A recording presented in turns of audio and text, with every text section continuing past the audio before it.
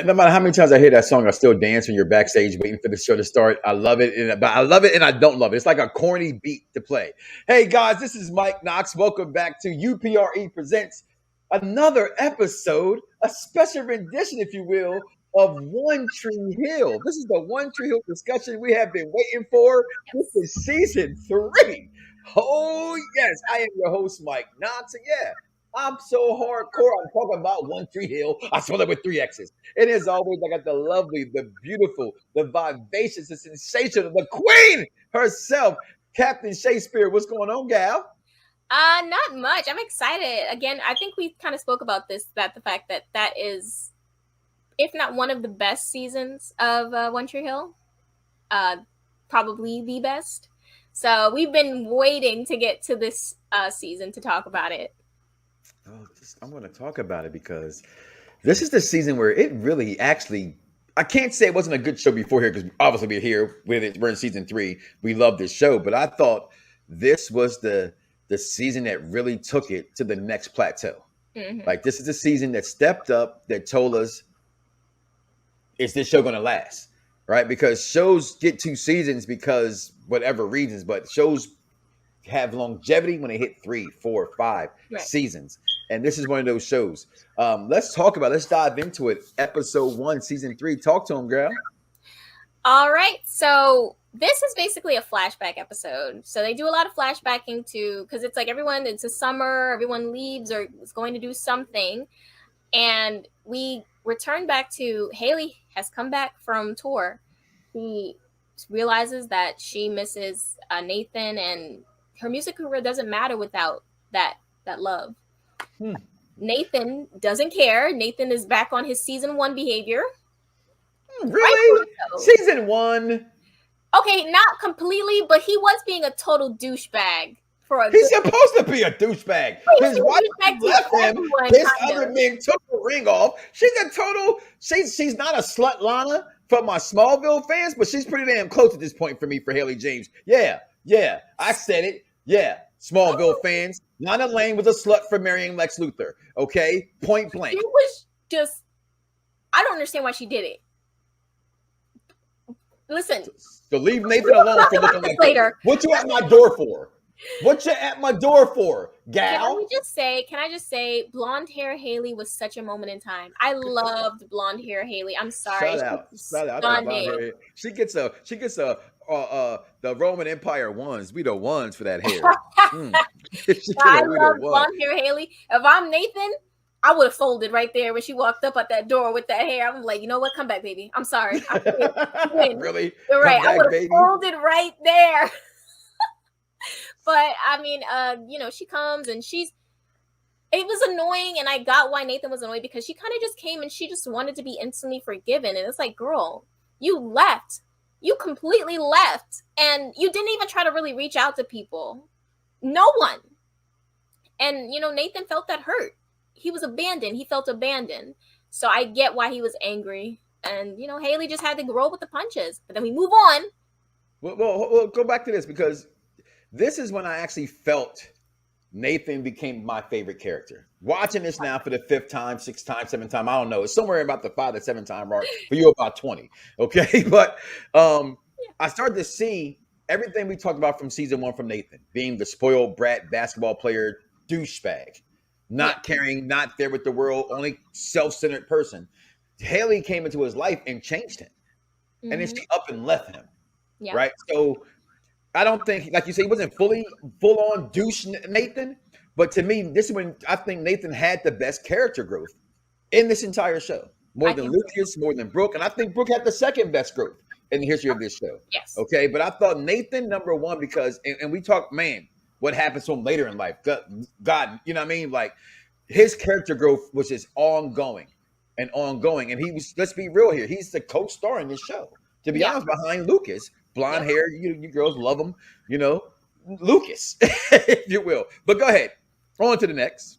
I definitely agree with everything you just said. It was definitely a growing season, especially this one for him. He went through a lot.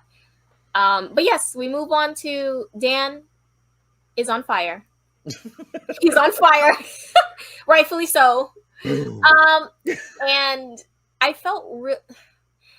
I feel bad. I don't want to really. You feel bad for?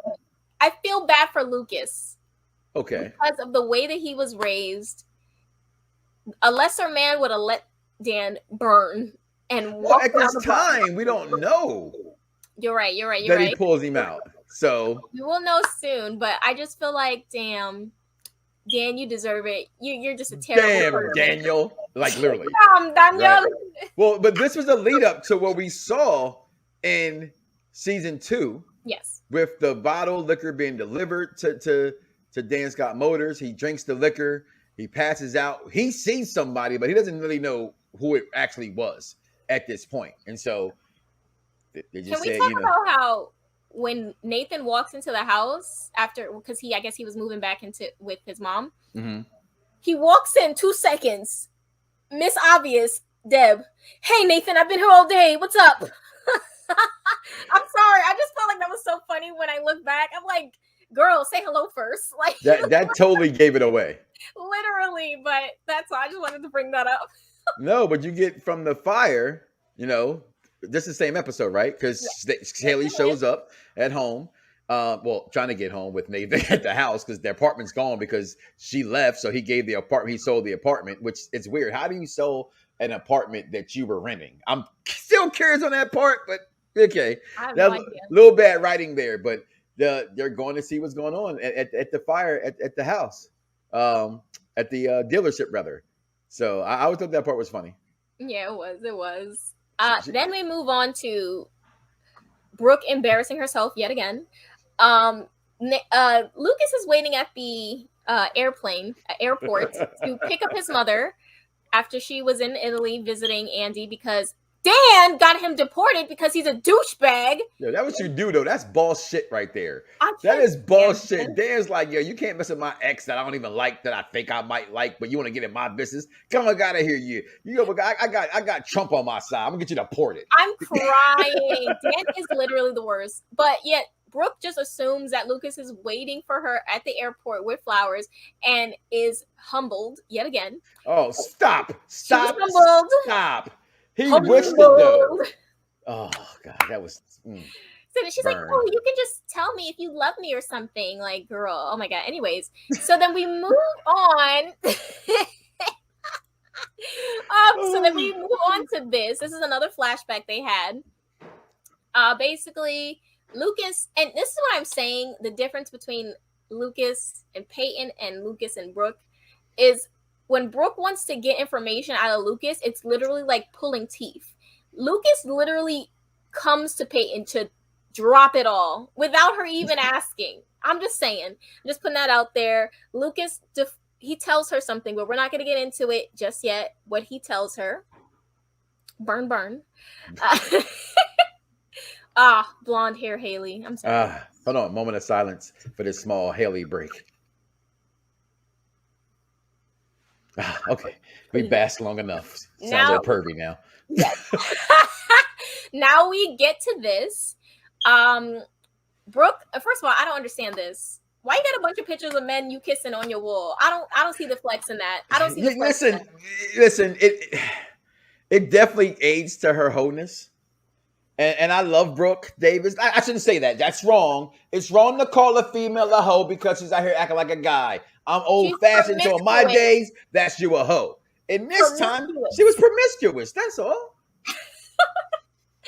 But she decides that she wants to have a non-exclusive relationship with Lucas.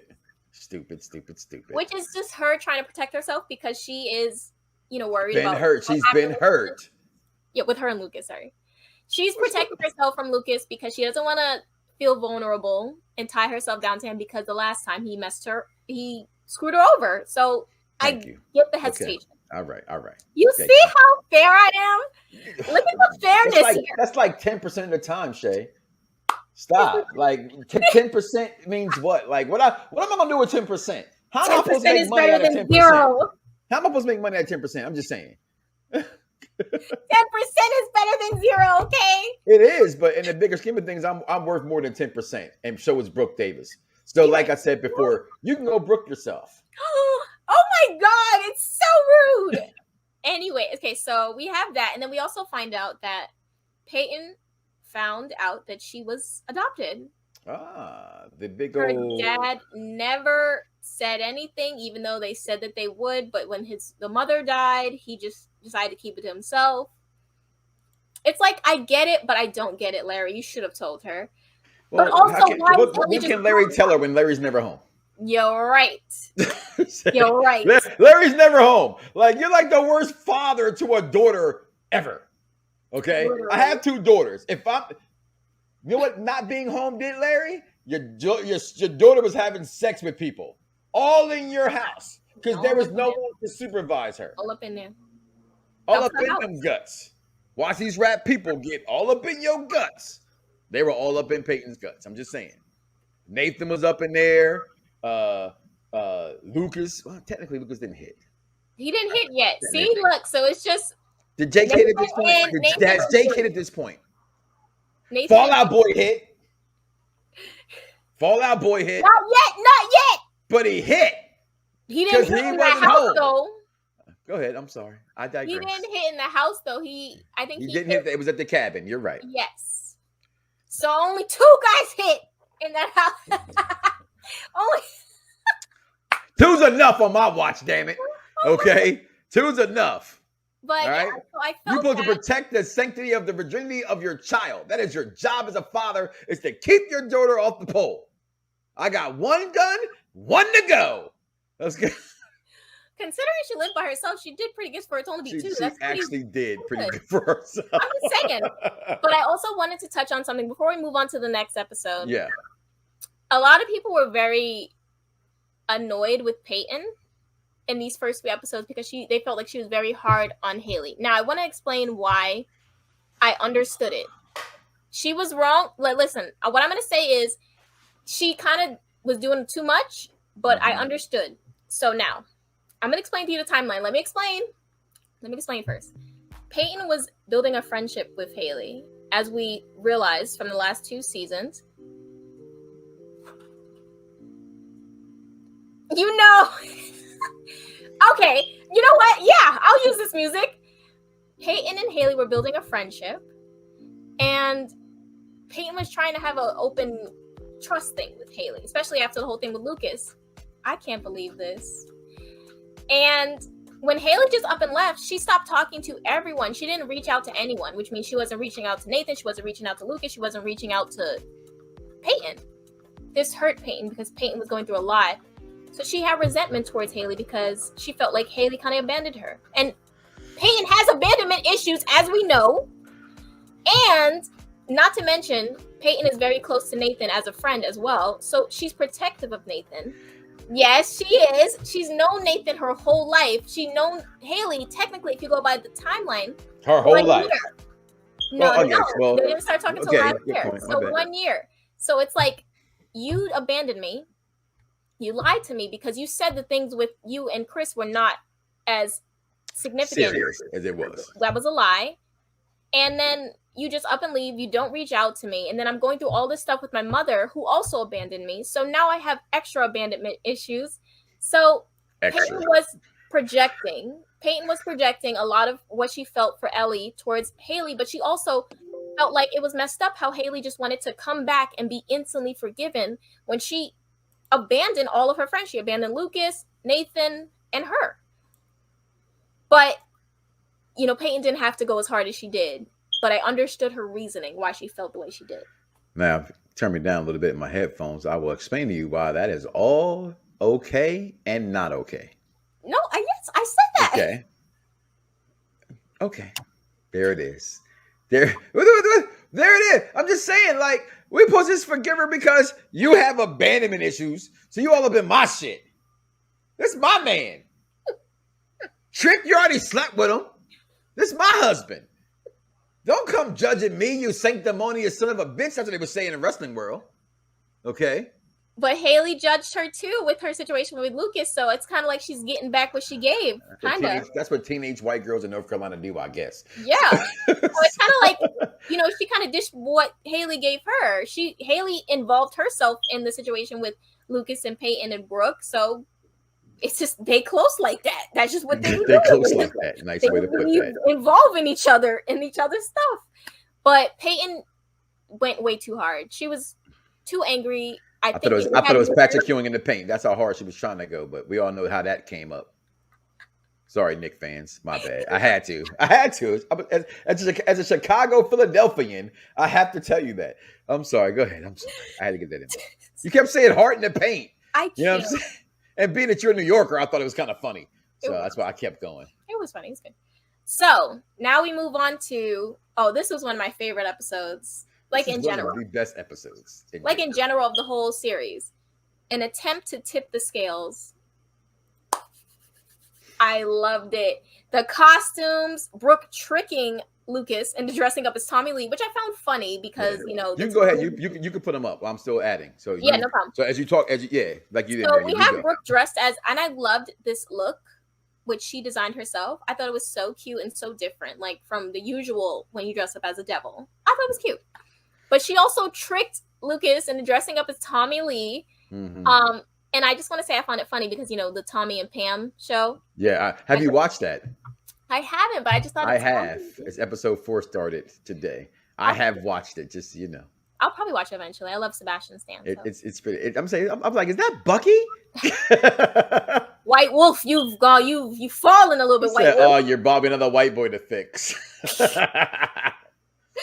So, okay, now we are introduced to Rachel Katina, the female Felix. Yes. The whore of horrors. Oh my God, promiscuous. The skank of. Okay, I'm sorry. You're right. That's the word supposed to use. The promiscuous of the promiscuousies. Yes. No, I'm not a word ontologist. You just made that word up, but I did. I can't. That's not Googleable. It sounded like it was right, so I'm okay with that. All right. So Rachel is trying to be the new it girl. She wants to take Brooke's spot. She shows up dressed as Pamela Anderson. Funny. Question though, how does she know that? I've always thought that part was kind of, Well, seeing how Rachel is, she's very calculated, and she always kind of had let's go do this or this, and she always had the ins and knowing stuff going on with the core 5. She probably at this point she had just. No one knew who Rachel was at this point. Remember, she was watching them from the sidelines. Also, she's a stalker like Derek. I'm sorry. Spoiler alert. I'm just saying, Rachel's very devious and sneaky. So I could imagine she probably was in town, earlier, and was kind of just probably scoping out, seeing who was who, kind of like what Felix did, scoping out who are the popular kids. And now I want to see how I can infiltrate. The same thing, which is why you say she's the she's the female version of Felix. Well, you actually said that last week. I can't take the credit for that, but I agree with you, so I use it again. That's all. It's the truth, though. It is the truth. She's definitely the female Felix. And I would say, I won't lie. I never thought Rachel was attractive. I think she's pretty. I never thought she was pretty in any way. Not. I actually, if I had to think about it, next to Blevin, she's probably the least most attractive girl who has been on the program to me. And again, this is how, I'm not saying how they came across. You know what I mean? I thought it was too much makeup, too much. I've never been a big makeup kind of guy. And I know women like to dress up and play that way. And so I've learned to accept it. But how again, I'm talking about One Tree Hill, so I might as well let all the other cats out the bag. I've watched the first 7 cycles of America's Next Top Model with my wife. Right. So I know what I think is pretty versus what the industry thinks is pretty. Mm-hmm. You know what I'm saying? Yeah. Watching these shows, I look at girls, I'm like, oh, I don't like her jawline. Dudes be like, what? What are you talking about? She can't smize. If you can't smize, then you can't, you know what I'm saying? So I get that. Yeah. Looking at Rachel, I never just got the appeal other than her. She was seeming willing to want to just, if you want a good time, call Rachel. You know what I'm saying? She should have had a 900 number at this point. I have a weakness for redheads. I do too, but I don't think she's a natural redhead. She wasn't a natural ginger. She's not a real ginger. I thought she was. No. Yeah, nope. Take it from this guy who's a perv. So you're telling me this wig that Brooke is wearing? I can't imagine. I just want to say I loved both of their looks. I thought it was so cool. I love it was so Peyton-like to say I'm going as an angel, and then he completely turns it into the dark angel. Of course, you would think that's funny because she's so goddamn psycho, demented, and lonely. Maybe not demented. Demented's wrong. Okay, not demented, but definitely Psycho's actually wrong. Yes, Psycho's actually wrong as well. We know but she's so damn depressing and lonely. On. Like, how could you ever turn her on? I'm serious. How could she ever get turned on? Because she's always crying. Now, again, I'll let you in the back door, as they say, right? I let a little behind the door. Sometimes when my wife is in her most vulnerable place, I do find it attractive. But that's when, you know, I'm consoling her. And that's also mine. You know what I'm saying? Like, this chick is always crying and always depressed. Like, I'm going to go as an angel. Even her dad said, I thought you was going as an angel. You know, Mr. Absentee Father Larry. Right. He said, I am the angel of death. Because my one mother died. Now I got a new one. So, like, she don't know me. Like, that's your girl, though. That's your girl, though. Emo girl, stand up. Okay. So then we go. Haley dresses up. I don't really know what was that. Grease. I think that was Grease. Yeah. Yes. You're the one I love. You are the one I. Ooh. Come on, you know, Olivia Newton-John. I used to have the biggest crush on her, man. Sorry, I grew up watching Happy Days and the Jeffersons, and you know that's my golden era. I've seen pictures of her. Yeah, she was beautiful. She was fine and all outside. But go ahead. We're not talking about Olivia Newton-John. So we have Haley, and she's doing her best to try to, I guess, turn Nathan on, or get his attention. It turned me on. She looked stunning. She looked gorgeous. Like, she fit that outfit, the hair, perfect. Nathan is dressed as the most inconspicuous costume he could, because he didn't want to be bothered with Haley. So he dresses up as Batman, completely covered so that she wouldn't know that he was there. I'm sorry, I didn't put that up there. I thought I had put that up there for you, where he scoops her up. He did. When Haley fell, she was helping. I think she was helping take some drinks, or somebody spilled something on her. Well, that was before that other picture. That's why I put it up. Yeah, there. It was. Okay. I jumped the gun. Sorry. But yeah, he picks her up, and it was cute. And I think even Peyton was kind of trying to help, saying, "Oh, your husband said you look great." Yeah. I thought that was cute. And depressing ass best friend. But what I thought was kind of interesting is, how did Haley not know the difference between Nathan's kiss and Chris Keller's? Honestly, how? I know you watched it more than me. How? I think she always knew. She fooled herself in knowing. Like, she knew. Like, I think early on when the kiss happened, she was just happy to be kissed by him. But I think if you go back to after that, and I had always hoped that I wrote that in, like, I knew it wasn't you. You know what I'm saying? And I think it was her way of trying to, I don't know. In some weird way, I think she always knew that it was Chris Keller. She was trying to hold on to something. Because that always kind of bothered me. I was like, girl, you don't know your man? Yeah. That's the first thing you have to think about. Like, hold up. How you kissing me and you don't know that it's, you're different. And you kissed us both. So we know you know. You know what's going on, girl. Don't play these games with me. So then we move on to episode, let me see, A Multitude of Casualties. Oh, this was a good one. This was juicy. This is when we are. What are you talking about? Yes, A Multitude of Casualties. Okay. I'm sorry. You still had the other picture up, so it threw me off. Sorry. So we move on to this, and this is when we're completely introduced to Rachel, because Brooke has a open for the cheer squad. That they need a new girls for the the squad. Rachel does one of the most aggressive auditions I've ever seen to girl on girl and trying to get your body wet. Like, I was like, it was really, really bad. It was a lot. It was a lot. Of course, Brooke and her insecurities were shining through.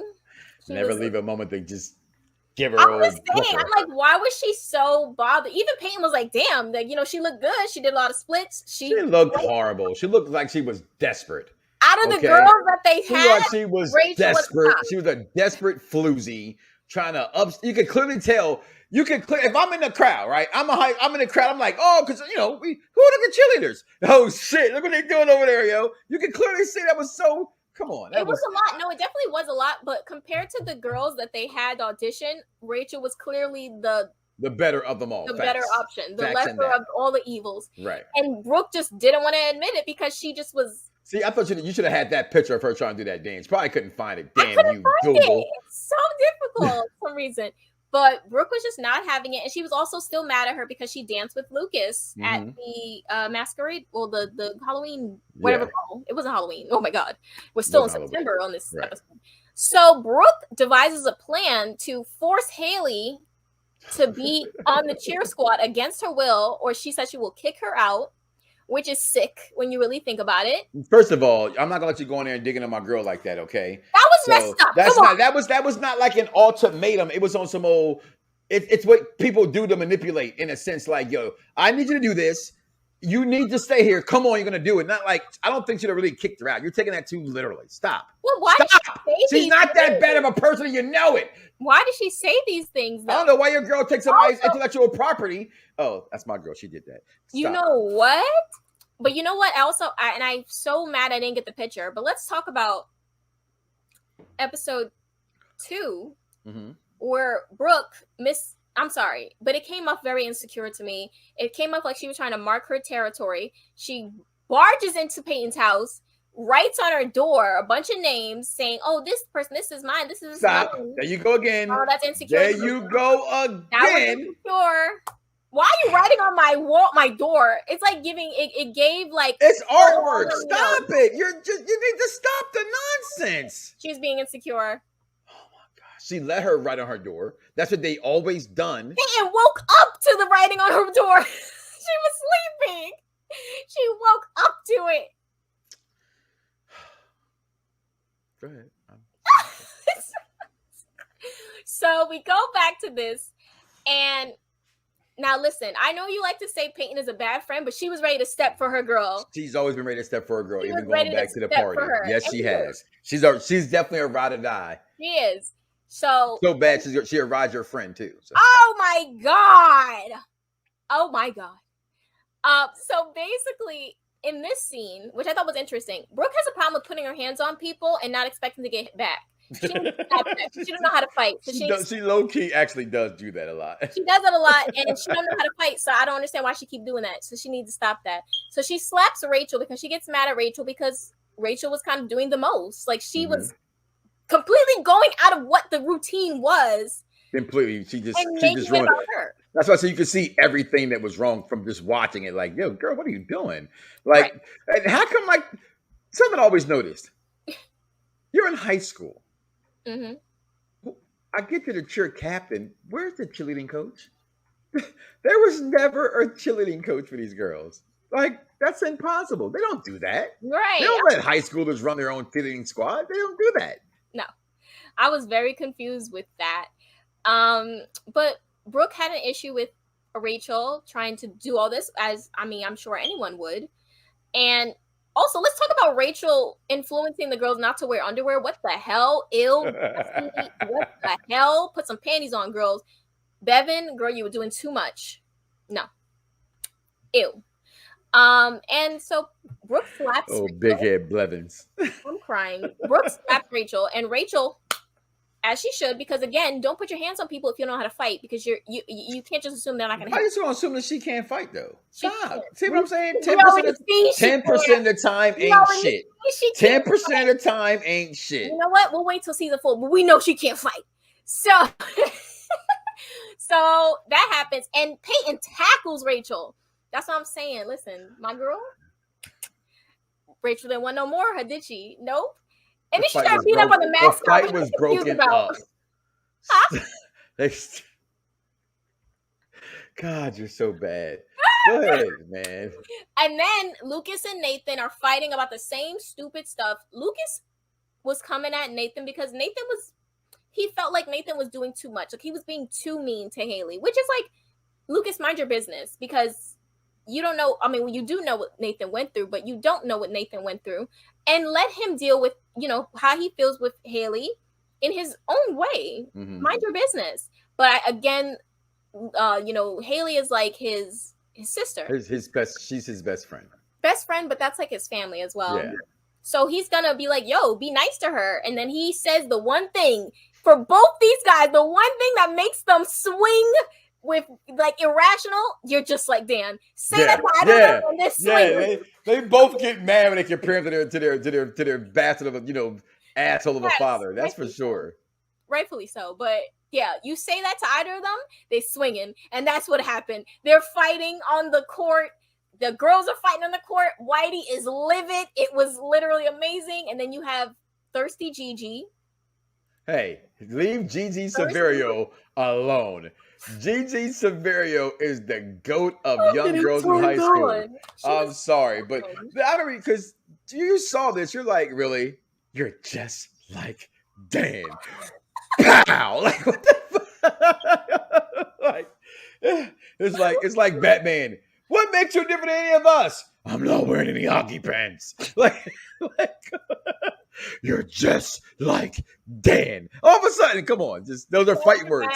When I was a kid, right?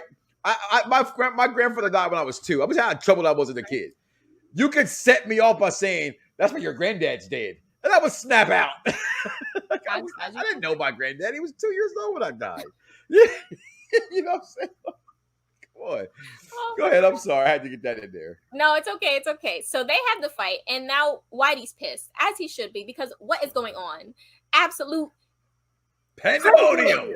Pandemonium. Yes. And then we have, after the show, when Rachel decides to pull a Brooke, and she's in the back seat, butt booty naked.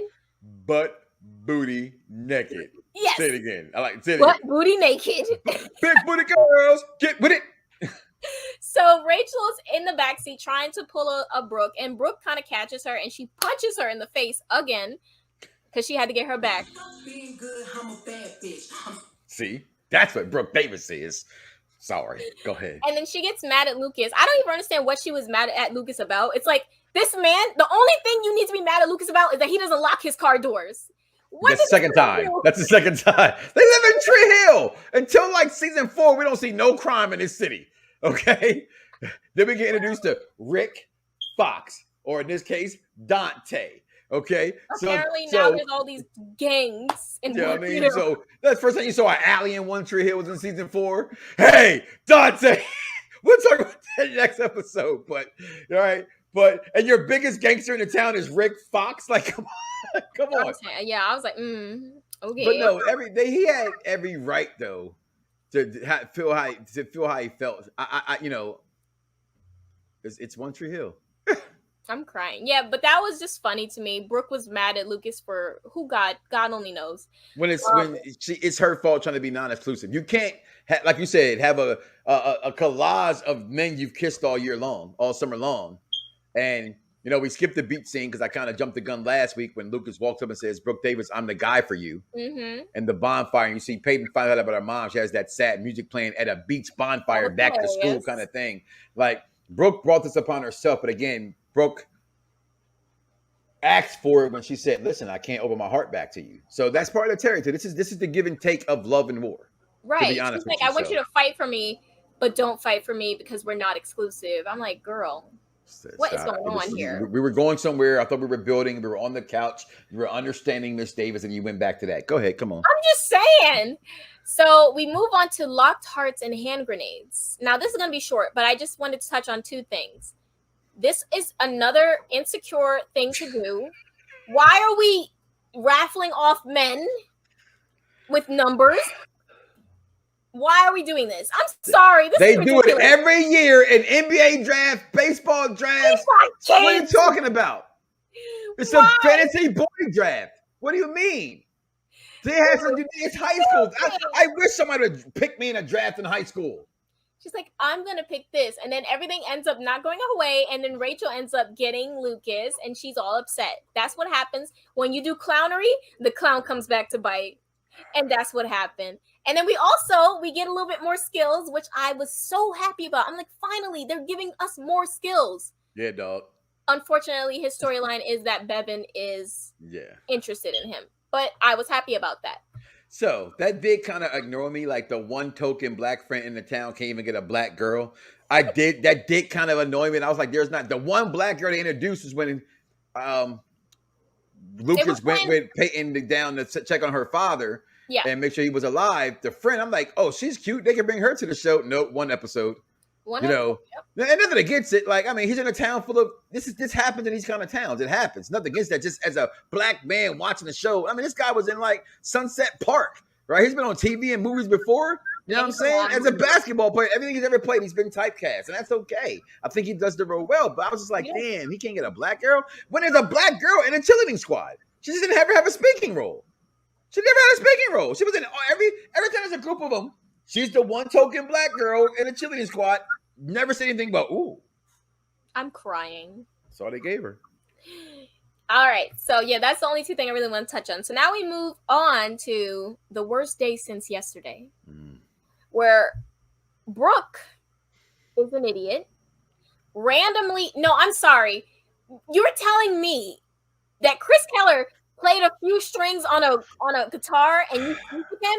Sorry, this is ridiculous. No, I was shaking my head in disgust, not in shock them, because this is where Brooke, what the fuck are you thinking?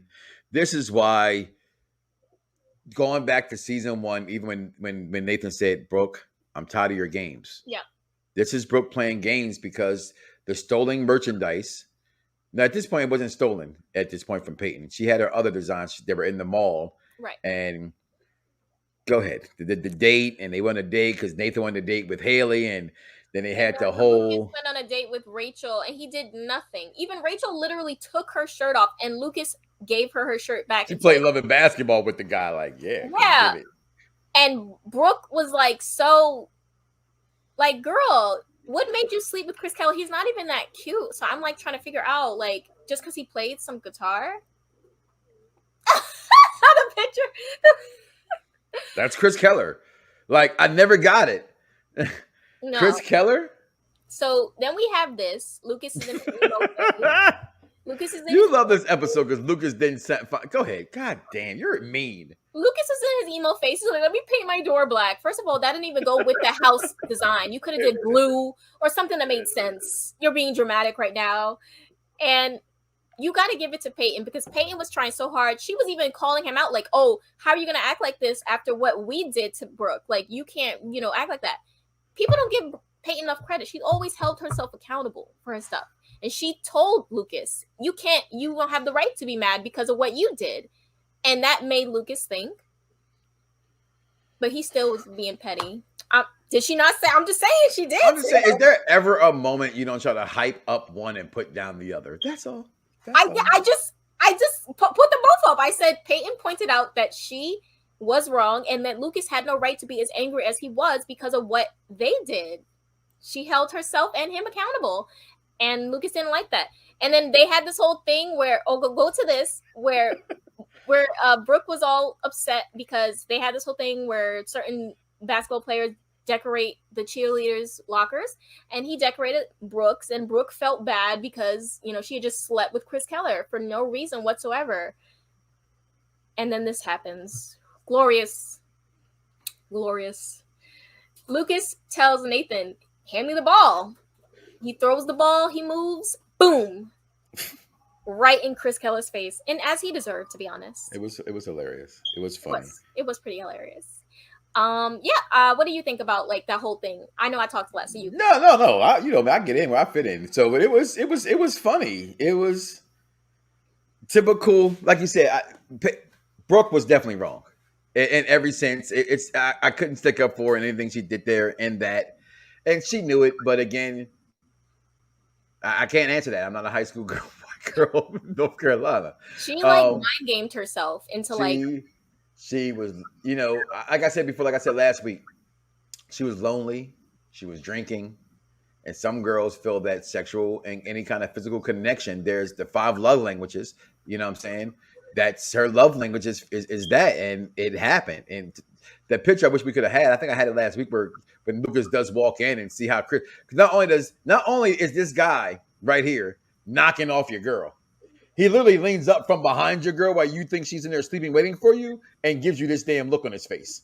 Yeah, I was so mad. I was like, yo, Lucas should stole off on him right there. He's like, bed. yeah, what's up? I just fucked your girl. You should have beat him up right there. I don't understand what happened. Lucas should have really just like. Yeah, he should have whooped his ass. I'm sorry. Show those punching moves again. We're gonna have to get you some 5-ounce curls. Did you see Jay Cardell on AEW last night? You got you need some curls. Brooke, I'm sorry. Some curls in there. Go ahead. So then we move on to The Wind That Blew My Heart Away. Now this was a very heavy episode. Just the blackout? Yes. You have Lucas and Brooke that are stuck at their place, and Brooke, I mean, girl, you know what? Let me go to somebody else because I can't. So we move over to Haley and Nathan, and they're reconnecting. They've already reconnected for the most part. You know, they're back to being Naily, and they are just talking about everything. And you know, Nathan shows all the papers he's had because I kept them all. Haley, you wasn't. Yeah. I was there with you. I know you left me on the road, but Haley, I was there with you. And they got out in the rain. And he blew away, and he was fighting for him. And then you know, he's like, "Oh, fuck the papers. I'm a girl. I've been waiting to get some of this since you came back. I'm putting it down, baby. Give it to me, baby. I've been waiting for you, baby. Ow! I'm sorry. Too much." Yes, essentially that's what happened. And I thought that was beautiful. I think rain has always been the iconic thing for Naily. Always. So I thought it was really cute. Sorry. If you haven't done it, do it. Hey, baby. I'm not you. Talking to my baby. But I mean, that's like their iconic thing. The first time they kissed was in the rain. Yeah, it's their thing. And so I thought all we were missing was some Cracker Jacks. That's all we were missing. That was their first snack, too. All right. I'm sorry. So then we move on to Peyton and her mother, Ellie. They are at her place and they went for a drive. That was really cute. In the car and running the red lights like she did. No, it was psycho. Oh my God. It was psycho. Because I've ran these lights 1,000 times in episodes before, and I don't understand. I don't get hit, but my mom got hit. I'm sorry. Wow. I'm not looking for nobody's mother passing away. My mother's not here. I know that hurt is real. It's just her approach to it was just dramatic. And so they had this moment, and then she's starting to brush her hair. You see all the names on the door, right? You see where Jake, Nathan, Anna is on Peyton's names. Okay, just showing. Are you talking about the insecure writing Brooke did while Peyton was? Well, Peyton left them on the wall because she's an artist, and like Erykah Badu, she's sensitive about her shit. I think Peyton just likes symbolism, so she just symbolism is a lot. I am a communications major, and I asked my teacher, "Why am I taking this stupid art class?" Don't look at me like that. It said, "Why am I taking this art class?" And what does it got to do with communication? She said, "Don't you know that symbols are the first signs of communication?" Okay, thanks, America, making me pay an extra $10,000 to take a fucking class to paint a fucking birdhouse because that's how you communicate. No, kids, you don't need college. It's good. But you don't need it. Kanye West told you that. I can't believe I just gave Kanye West some props on the show. All right. I can't. It's all right. Well, you don't. But yeah, so this crying ass girl. Look at her fucking face. She's upset. She knows her mother is gonna be dying soon from cancer. Her second mother, that's gonna be dying. And it's heavy for her. And then they talk, and I thought this was really cute. She says, "Oh, is there a boy?" And she said there was one, but I don't know. And I always felt like Peyton was actually talking about Lucas. You know what? I give you that bullshit. She was. She says it was Jake, but it wasn't Jake. So when they even show that it's Jake next, you're going, that's a fucking lie. No, it wasn't. And I just thought this was a beautiful time that Peyton got with her. Now to get to the most dramatic part of the show. No, stop that. You're not going to do that. You are not going to do that on this episode. No, I'm not going to do that. No, this is the most romantic shit that happened. Okay, even over Nelly, as you call them. Okay, I won't say over them. That's a lie. Okay, this is where I said, Lucas, fuck you. Like I would say to Dave Meltzer on my wrestling show. Fuck you. All right, and this is why. She said, so Brooke finds the letter. She starts to read the letters that Lucas sent. That she didn't read, and Lucas was writing her back for the letters that she was writing to Lucas and she never sent because she's not the first girl. Meg Ryan did it too. This has been in all kind of movies. You don't send letters back. Okay, it's supposed to be cute to not tell them how you feel. No, that was in a different world when Whitley Gilbert did it to Dwayne Wayne. It's stupid not to tell a man how you feel. Okay, Yeah. so because a man will move on. Yeah. So she goes, so she reads it, and literally he writes to her, whatever this phrase was, I forget it, but it was the same damn words that he wrote to Peyton the year before. So at this point, she's like, you know why I'm not exclusive with you? Because you do shit like this. Like, how are you gonna write her the same thing you write me? Like, what do you want? And he pours his heart out. I love you for this. I love you for that. You want me to keep going how much I love you? And then boom, there it is. This is probably the episode they went and got married in real life. All right. That was so damn hot and steamy. He said, I want this for real. Like, let's get the sweaty, all of it. I want it all. Okay. And that would happen here. It was not dramatic. She had every damn right to come at him like that. And you know it. Well, stop acting like that. You know it. Can I say something that kind of took away from this being really romantic to me, though? In the midst of this whole them walking in the rain and being upset, she says something that, again, came off very insecure. She's insecure. No. But let me just say why. She goes to Lucas, oh, say something bad about Peyton. No, he said, no, what he said was, Miss, I watched it 100 million times. Brooke said, oh, why didn't you say he said, I'm not going to say anything bad about her because she's my friend. She said, she's my friend too. Go ahead. I don't care. That's not insecure.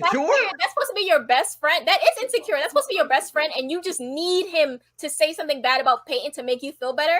Why do me personally, I don't need a guy to say something bad about another girl for me to know that he loves me. That's weird, and that comes off insecure. But you got one lonely girl who loses, and that's your best friend at that. And that's what people always say. Peyton is a terrible friend. Brooke is a terrible friend. Oh, here it is. Here it is. Now it's time. It's time. It's right now. It's time. Just let's go. Let's go. Let's go. Wait, no, it's not time yet. Wait, not yet. We got 2 more episodes. The next episode we have all tomorrow's parties. This episode is basically Brooke got something to be able to go to something for her clothing line. So she got to go Rand Vogue or some shit like that. So she goes to that to showcase her clothing, and Peyton and Haley and them, they're over at the cheer thing that they do every year, the little cheer. Yes, that. And Rachel tries to take charge and be the leader in Brooke's absence because her whole goal was to take Brooke's place because she's insecure as well. And that's after Brooke comes back, by the way. That's where that picture's from. Yes. Actually, same episode, but at this point, because Rachel, redhead, they're not natural, by the way, tries to sabotage even getting Brooke. Like, Rachel's a bad person. She took advantage of Peyton in a time where she was very depressed. She just lost her mother. Mm-hmm. Hold on, we missed that? We missed Haley. Mother didn't die yet. She got her drunk at this point. Mom's not gone yet. Wait, hold on. Let me see. Did we... The wind, it was during, no, she died during the wind that blew my heart away. Actually, there was the damn pictures for that. There was right there. Okay, but what the one after that, the most significant one is not that window. It's when she walks in. Okay, where is that? Right here. That's the most significant picture because that was so sad. I didn't even feel bad for it at this point necessarily, but it was kind of like crazy. Like, so basically what happens, Mom said at this time when she's brushing the hair that she'll be there when the album comes out. Because they put this benefit album together for cancer. Right. And then she gets the album pressed up. She drives back to wherever part she was. I can't remember the name. And then she walks in and excited and like, damn, that's, and so that did happen all during this episode. We just skipped it somehow because I started ringing doorbells and ready to fight for my girl Brooke. But that's a moment in time right here that very sad. This adds to the dark cloud, let's say that follows Peyton. Like, it's hard for this girl to think she can get a break when anything and everything always does happen sad around her life. And right. You go into further episodes in the future where we'll talk about, like, this girl has always had a dark cloud that follows. It's hard for this girl. And I'm going to give a little snippet, but I'm in season 4 now. And I love when a guy, which we see in all the episodes at the record store, says, Peyton, you're too young to not think there's hope for tomorrow. Right. You know what I'm saying? But when this girl's losing people left and right, and like I said, Father Larry's a horrible father. He's never home. Never. Because technically he can't deal with the fact that his wife died also. Right. You know what I'm saying? His excuse for not being home is I got to go provide. No, you can provide in that town right. more than just being away for fucking 3 months at a time. Right. It's just, it doesn't make any sense. But then we move on. But so you're right. She did die. She did take advantage, and she gets her drunk though. Like Brooke can't make it back on time. She thinks she goes. So Brooke calls and tells. Did she tell Bevan or she told Rachel? Oh no! Somehow they switched up room arrangements because Bevan was trying to knock off skills because she had already notebook skills at this point. So skills in the episode gets her back with I can swim, dog. I was just playing her back. Which, by the way, notebooking became a thing. And I was a notebooker before it. Yeah, notebooking became a thing where girls were trying to notebook guys. You can't notebook somebody who's actually notebooks his favorite love story. And my second favorite love story, yeah, I'm gonna say I don't care. Don't judge me. You see 3 X's on there, right? I'm still hardcore. Crazy Rich Asians. Love that movie. Crazy Rich Asians. Oh, amazing. That's why I thought my man could do good as Snake Eyes, which was the worst comic movie ever made. But I digress. Back to the episode. But yeah, this kind of like really pissed me off with Rachel. She literally took advantage of someone who just lost their mother, got her wasted, and then tried to put her in the room with Lucas and thought that they would just like smash. As Peyton says, we're not animals. We don't just mate when you put us in rooms. She did say that. Yeah, I thought that was funny. And then she says, talk slowly. You have a terrible voice. Like, I just thought that was funny that Peyton was just so over her. But I also want to point out when they were walking to the rooms, and what does Peyton say when she's singing some song? She says, that reminds me of Luke. Oh, I mean, Jake. I was like, "Aw!" I think I've ever peeped that. I got to start putting subtitles on when I watch TV. My wife does all the time. It's annoying, but you can hear things when it's very helpful. I think honestly, subtitles help my kids be like the greatest readers in the world. I'm not gonna lie. Like my kids read very well because they read the TV. So, and then we have Lucas still trying to, open up to Peyton, and Peyton just kind of like afraid to talk to him because she knows that she feels a way about him and she's just trying to stay away from him. She's trying not to be that person, but you can't help who you love. The heart wants what it wants, and she was trying very hard to stay away from Lucas. And then when Brooke comes in and she sees them laying in bed, and Brooke is all dramatic with her bags and stuff, but then when he explains, but I want to point out, Lucas lied. He said, I slept on the floor the whole night. We know that Lucas did not sleep on the floor. He slept in the bed with Peyton side to side. Mm-hmm. But I guess he didn't want to divulge that information to Brooke because she was, fragile in that moment, which I understand. And he just explained to her that we both have to be there for Peyton right now. She just lost her mother. I understand that you have your reservations, but we need to be there for her. And then they had the fun dance. I thought this was so cute. It was. It kind of was like Brooke letting go of and just being a kid, which is what she learned when she was over in New York for that thing. Watching that. And I think that episode was actually important too because at this point, Brooke's heartbroken as well. She's disappointed about life is going. She thinks she can't find love. Mm-hmm. So she goes to get her fashion line. She goes to New York, and New York's not what it is. She's got this 15-year-old girl, Sasha, who's younger than her, who's a high school girl, who's all in the mix of the fashion world, drugs, and this grown man don't fell on her and all that kind of stuff. And Brooke's like, no, this isn't the life that I want at this point. Right. You know what I mean? I want this life, but I got to be a kid. And that girl says to her, yo, you can still be a kid. For her, she felt it was too late. And that's what, had Brooke come back to this to have us get this funny moment of this dance as Rachel's trying to, no, this is what it is. This is serious. There it is. And Brooke's like, come on, girl, we got to have fun. Look at the little black girl over there not saying nothing. She could have been with I can't. Sorry. Go ahead. So now we have, I want to say this is like, they should have just said this was part 2, the part 1, part 2 type episode, because Just Watch the Fireworks was basically a setup to the following episode with Tired Eyes and tired, that it's a long one, but it's a lead up to that one, the infamous episode. And we have, this is basically the benefit episode. Peyton finally bringing that to life, in her mother's honor. And then you have the Fallout Boy guy, Pete Wentz. Yes! I'm sorry. On air, I just got a sports alert that James Harden's going to the 76ers, baby. I'm sorry. I don't watch football. I'm sorry. I apologize. This One Tree Hill is so live. That is a real football or basketball? reaction. Huh? Is that football or basketball? That's the Brooklyn Nets. I don't watch anything but wrestling. I'm sorry. No, you're fine. And I'm sorry to have that outburst. Like, whatever. I love live. Well, we're not even live. We're recording in this right It's now. okay. And I'm not even taking it out. Leave it in. I love it. So we have that. Oh, yeah, Fallout Boy. And then the Rachel, the demon that is her, releases the videos from the time capsule. Oh, God. I'm trying to figure out why Brooke showed her titties. Like, why? She just does these unnecessary things all the time. Again, you have to pick on her. Stop. Why? I just don't understand. She was like, oh, well, let me just show my breasts. Girl, why? I just don't understand it. So now everyone's seen Brooke's boobs, and she's horrified, as I know anyone would be. That sucks. Rachel did that on purpose because she's a douchebag. Now she released everyone's, and here we are introduced to Jimmy. Well, reintroduced. Yes. To Jimmy Edwards, and he's depressed. He was completely left behind by his friends, including Mr. Mouth, who was thirsty and just wanted to be popular and completely left his friend behind to be Brooke Davis's lapdog. And The Hate That Binds Us. Was that the movie called The Hate That We Give? One of those movies. That's you. Go ahead. I'm sorry.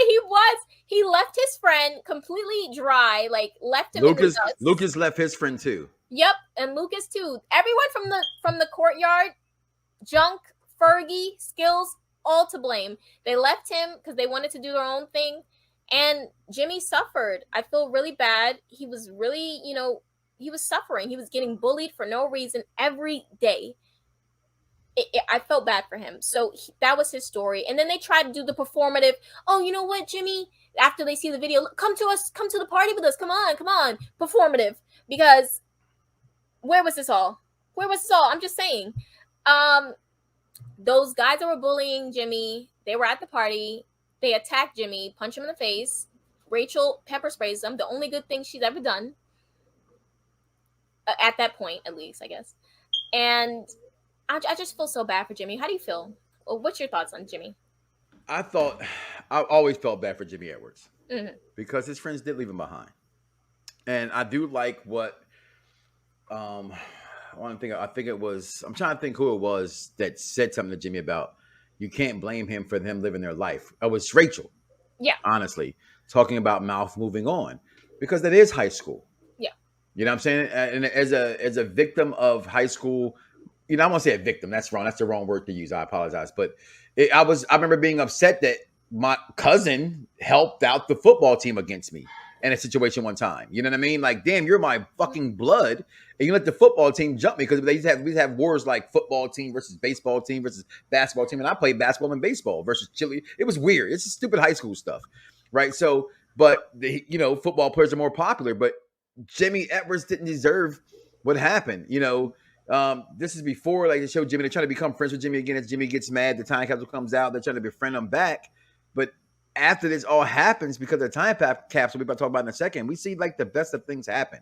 And kids today, unfortunately, this is why this is a longer episode we're doing. This is the biggest.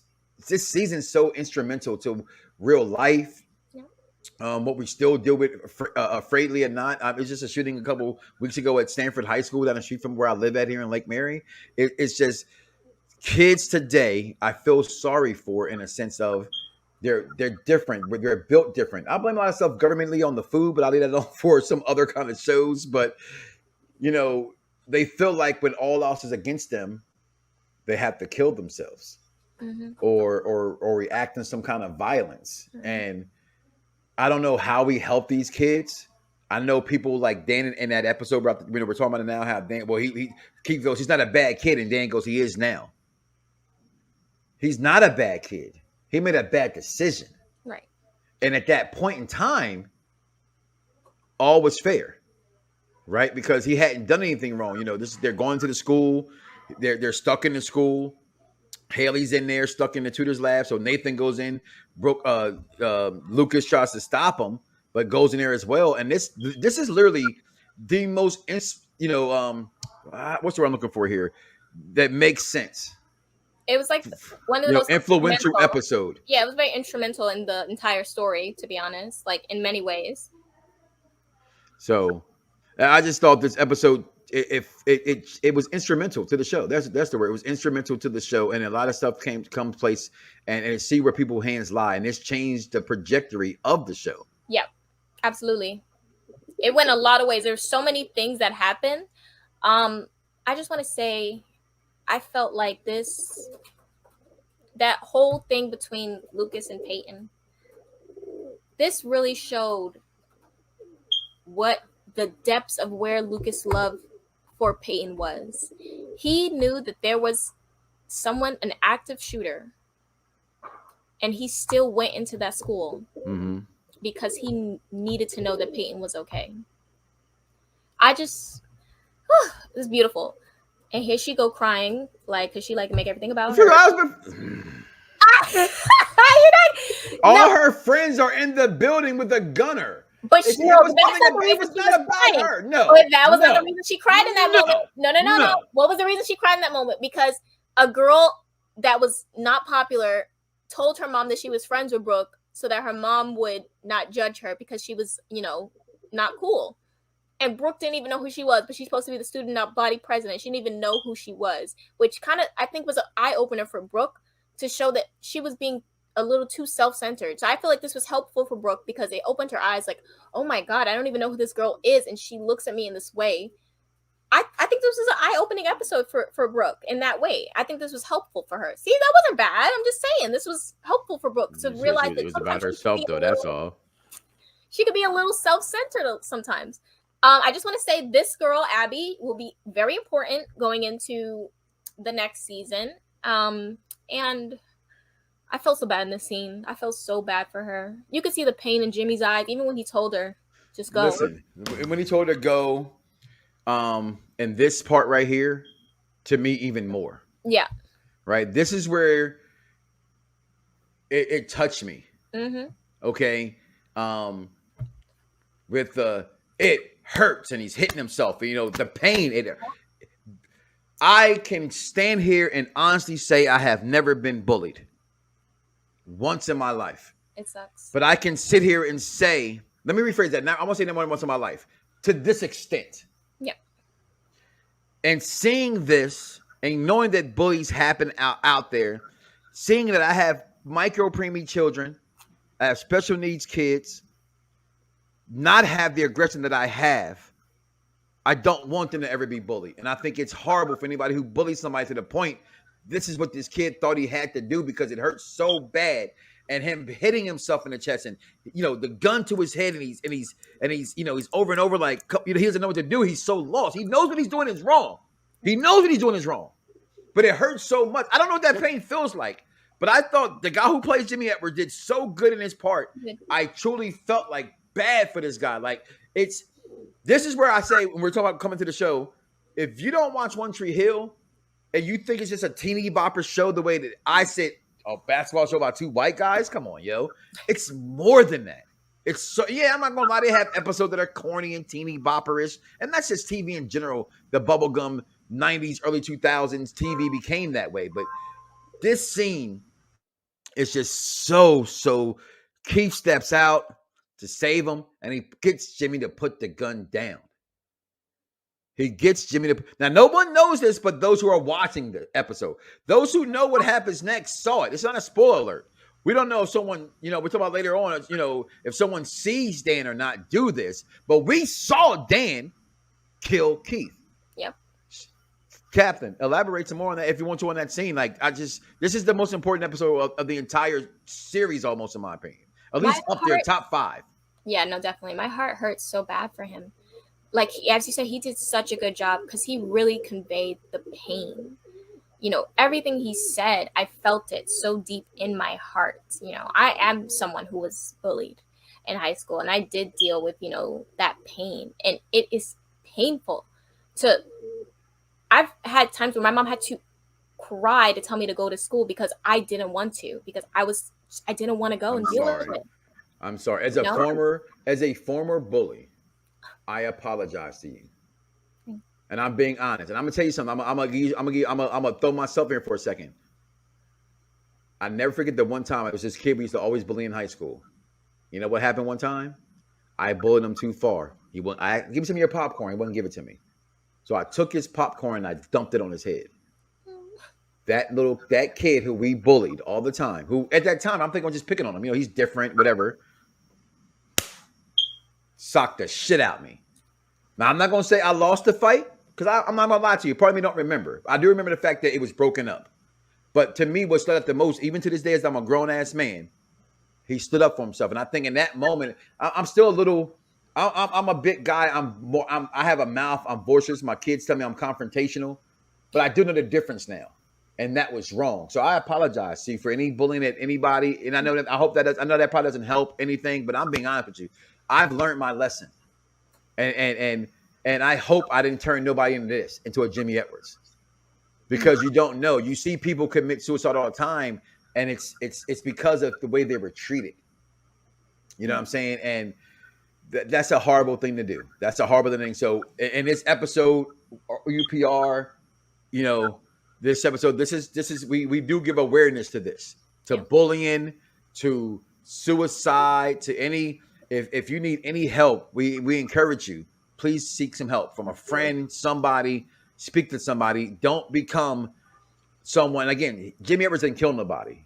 We're gonna talk about that episode, that part in a second. He didn't hurt. I mean, he did some wrong stuff. Don't get me wrong. Right. But he was not a bad kid. He just made some really bad decisions. And because you make a bad decision, that should not solidify your life. Like this kid, if he lived, he was going to go to jail. That's no question about it. He's going to jail. He's got some problems. Get some therapy. And that's what I'm saying to you guys now. Please get some help. Yeah. That was his way of escaping.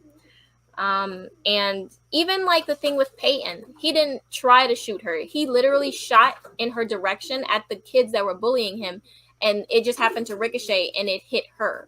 He never tried to hurt anyone. He just wanted to be left alone. Yeah. So, and I think that's why Peyton, even then, she never has shown any anger towards him. She said all I saw was fear in his eyes. Like, she felt bad for him. And I just think that talks to the type of person she is, despite every, mistake that she's made a lot of them. In that moment, she's a good person. She can see. And then we see later, we don't have the picture, but y'all know what's going on. Y'all watch this show. Mm-hmm. Y'all watching this because y'all watch that show. Yep. Dan comes out. Keith gets him to put the gun down. Dan picks up the gun because Dan doesn't think. Keith did sleep with Deb, but Dan thinks through all this time, as we find out also later, that Lucas pulls Dan from the fire. So Dan thought that Lucas tried to kill him at first. Yep. So then he thinks that Keith tried, not only did you sleep with my wife, he tried to kill me. He got him locked up this episode before this, and Keith, for what it's worth, and all good Keith credit, come on, yo. He played him like a joke that episode. Like, come on, Danny boy, you're back there. But Dan's angry because Dan's insecure. He's the worst of anybody. Yep. He picks up the gun and he kills his own brother. In cold blood. Everybody thinks that Jimmy Edwards did it. And he let them think that. He thought it was fine. Dan is just one of the worst. Because Jimmy Edwards commits suicide and he kills himself. And then he picks up the gun and he, no. Am I wrong? Did somebody kill him? Yeah, Jimmy shoots himself. He does shoot himself. Okay. Keith tried to stop him. He really tried. And Keith is just one of the best characters that they ever had on the show. It's good because he's just a horrible character in the 80s. And like some kind of wonderful stuff, he was the bully. I never seen that. Yeah, it's again, I'm a cult classic. God, I always forget his name. John Hughes. John Hughes is my favorite director. I said that before. So some kind of wonderful. He plays. You ever watch the Turtles movie with Casey Jones? No. Okay, so the Turtles movies. Casey Jones is in this movie as well, and it's beautiful. Mary Stuart Batcherson stars in this movie. When you think like at this time she's a gay girl, but she's just a tomboy kind of girl. Great movie, but Keith plays in this movie as a bully, which is funny. That he saves all this stuff that goes on, but then you see Luke carry Peyton out. They hear the gunshots, and this is where we get to the funeral. And this is not a funeral for Jimmy Edwards because no one attends Jimmy Edwards' funeral. Yeah. Right? This is Keith's funeral because Keith is gone at this point. And then we find out Karen's pregnant and all heck breaks loose. And we got a few more segments left to talk about. Go ahead, Captain. So after this episode, we move on to The Show Must Go On, which I found funny because it was the season finale. But we move on to that and... No, actually, I'm skipping. Oh, my goodness. I skipped. Mm-hmm. We have Over the Hills and Far Away first. I just wanted to touch on this because Peyton, she went to find Jake. She went to stay with him because whore. Oh my gosh, promiscuous. Okay. Promiscuous girl, I'm all alone because I got what you need. I love that song. I love Nelly. I love that song. Nelly Furtado. I'm more of into her, alternative stuff. But yeah, so we have Peyton. She tried, and you got to give it to her. She really tried. She really tried to just bury her feelings for Lucas. And then she said, you know what, let me try and give it a try with Jake. But she ends up saying Lucas's name in her sleep. And Jake confronts her. And then she has to realize that, you know what, maybe she does have real feelings for Lucas. So now Peyton doing what she should have did the first time around, but was too afraid to do, she tells Brooke, this is how I'm feeling, but I'm not going to do anything about it, but I want you to know. Very reasonable. Unreasonable. On the door, Peyton! He's under the door under me! Just because your insecure ass broke into her house in the morning while she was asleep. Please tell me it's waiting. Wrote a bunch of names on her wall. Anyways, insecurities. But if we're really honest,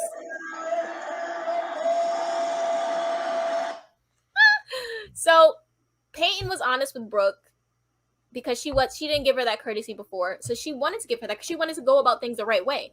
But she also said, There is no right way. Listen, again, you can't help who you love. True. You can't help it. That is true. However, you can help what leads you to the situation to love somebody. Not really. What you mean? She didn't have to put herself in that position. She could, as much as Luke saying, I'm going to go with her, and Brooke saying, I'll stay here because I can't deal with crises, Peyton could say, no, Luke, don't go because I want to fuck you. No, I'm talking about the second time around. The first time around, Peyton was wrong. No, but I'm talking about how they put themselves in situations to fall in love. That's what I'm talking about. But again, I digress. They fell in love in the very first episode when he picked up her car. Exactly. So if we really go into it, that was always Peyton's, but that's anyway. So we also have that, so Peyton talks to Brooke, and Brooke is so unreasonable. But I also stop. Continue to the episode. No opinions. All right. And then I also want to say, I'm not that mad about Peyton kissing Lucas when she thinks she's about to die. Oh, of course. She thought she was going to die. And I feel like Brooke should have been more understanding. It's not like she was just no. Yeah, absolutely. She thought she was going to die. Well, not that part, but why would she have to be understanding that she kissed? Okay, all right, whatever. Go ahead. She was gonna die. Okay.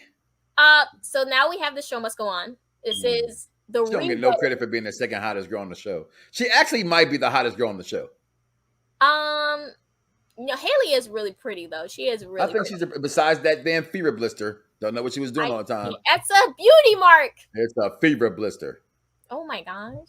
So we have them doing this now. Yes, smack the bitch. Smack her! Again, another time where Brooke gets too comfortable putting her hands on people because she thinks that they're not going to hit back. And she didn't hit back. She didn't hit back. You know what? In this moment, Peyton didn't hit back because she knew that, she had. Because she was wrong. She knew but it's like, she knew that she was wrong in terms of how she felt, but it's like, you can't help how you feel. And at the end of the day, Lucas was Peyton's first. Brooke should have never even. That's a lie. Yes. Brooke that's a misnomer. He was never her boyfriend. Who were not boyfriends. Girlfriend. Who kissed Lucas first? I digress. I'm just saying, the minute Peyton kissed Lucas, Brooke should have disengaged. Disengaged. Why you want to share juices with your best friend? It's weird. There are like 1,000 men in this town. Go find one. Maybe hundreds, not thousands. It's a small hill of. She could have found it's probably thousands. Go ahead. I just feel like Brooke was super dramatic because all Peyton did was tell her, this is how I feel, but I'm not going to do anything about it. That's what she said. That's what she said. And this is how she was irrational. Irrational as hell. Irrational. Whose name's on the door? She should have told her then, can you put him on the middle so we can fight for him? Crying. Not the middle. Stop. In the middle. So then we have Rachel doing the absolute most. I'm sorry, it's a blurry photo. She's mad Was she because 24? She's 24-year-old, right? she was not. I don't know. She's supposed to be a No, teenager. she told Cooper she was 24. Oh yeah, the liar. She lied, but you know what? After Cooper found out, he still slept with her. He did still smash Cooper. So, you smashed the underage girl. You should go to prison. Yep. Actually, he did lose it. Yeah, his whole career was already over. Yeah. Anyway, because he let Nathan go into the wall. So Right. Cooper already lost his career. So then Cooper. But show it this. Oh wait, we had to show the wedding. Okay, yeah. So Haley and Nathan get remarried. That's what happened. In case I don't know what happened. Okay. They did, and so Rachel kind of makes a scene because she's upset because Cooper decides he wants to cut things off. He doesn't want to continue this, and Rachel, who clearly has a lot of insecurities, can't handle rejection, and she handles it the only way she knows how: dramaticness. Rachel, Brooke, dramaticness. This whole episode, dramaticness. Just confrontational for no reason. Hashtag dramaticus. Dramaticness. And then we have Dodo Bird Lucas, who's a natural blonde, and he proves that in this movie.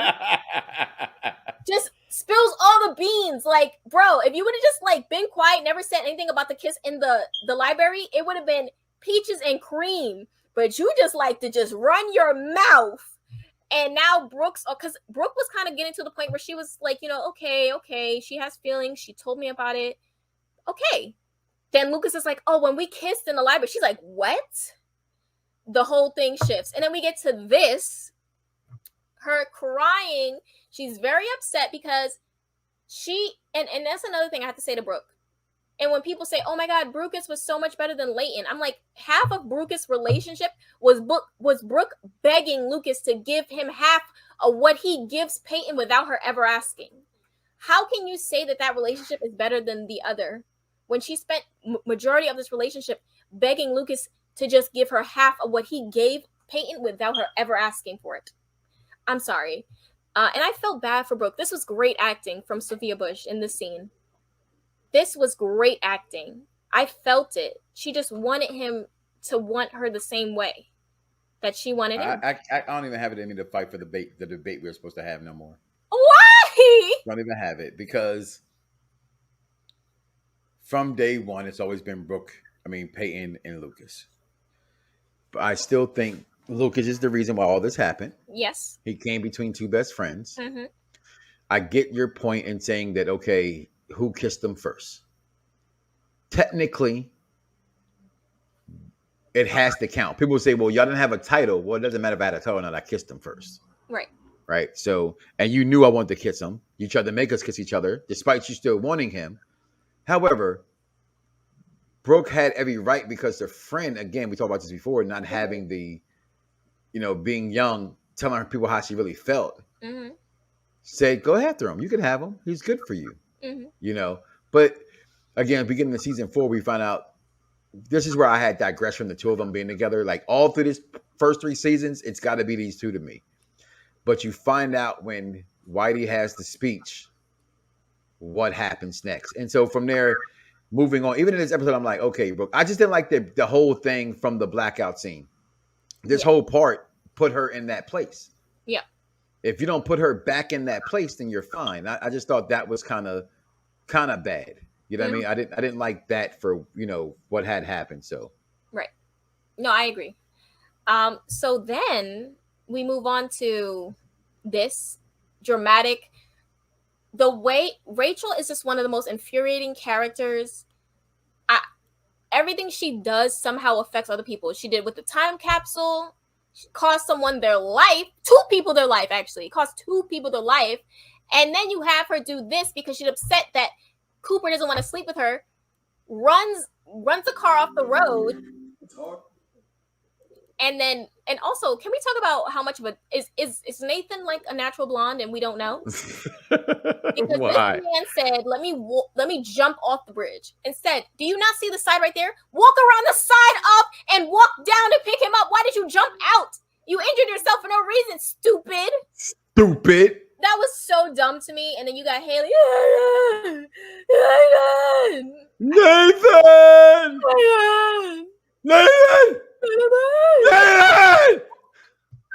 What's she supposed to do, yo? Stop. Rachel is just a terrible character. She's a terrible person.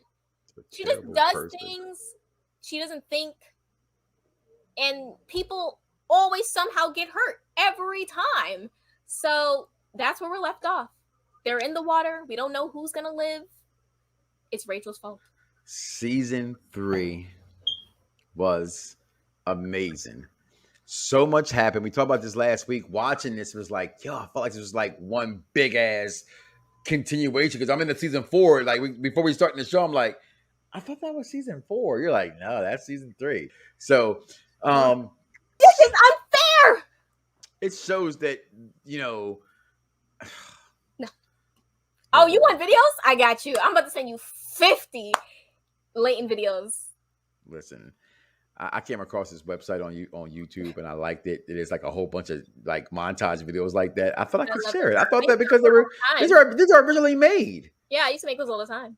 Okay, so I didn't know that. So that song doesn't. I mean, really? I actually made a Brooke Davis. I thought that's an original song, so I wouldn't get. That wasn't whatever. Nah. Anywho, he broke her first. Yeah, he did. He broke her, and that's his fault. It's his fault. He's an idiot. Like, he's a teenage boy who doesn't think, and he's dumb, and he's a dodo bird. And again, as I said, he's a natural blonde. He a sucker duck. Just say it. He a sucker. So we're left off with this cliffhanger, and I like that they do this, like with their seasons. They always like leaves off on a cliffhanger. It's never like, Road TV's supposed to be a cliffhanger. Like, who shot JR? I'm sorry, I'm from that era. Okay? But what a season 3.